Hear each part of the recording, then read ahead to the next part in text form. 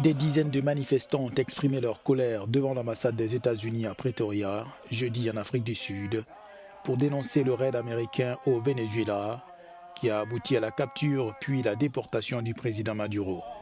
Menés par des membres du Parti communiste sud-africain, allié de l'ANC au pouvoir, ils ont exigé la libération immédiate du président vénézuélien.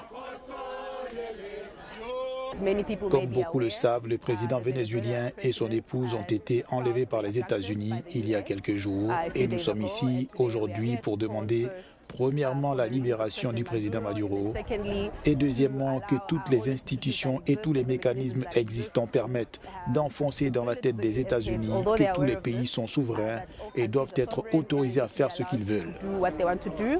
Ces manifestations sont la suite logique de la position du gouvernement sud-africain qui a officiellement condamné l'acte de l'administration Trump et demandé l'intervention des Nations Unies.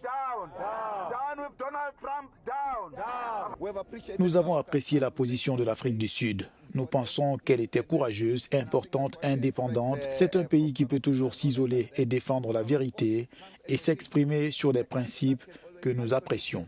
Notre démocratie a été obtenue grâce à la solidarité internationale. Donc l'expression de la solidarité internationale fait également partie intégrante de notre propre lutte. Nous apprécions donc vraiment la position adoptée par le gouvernement sud-africain.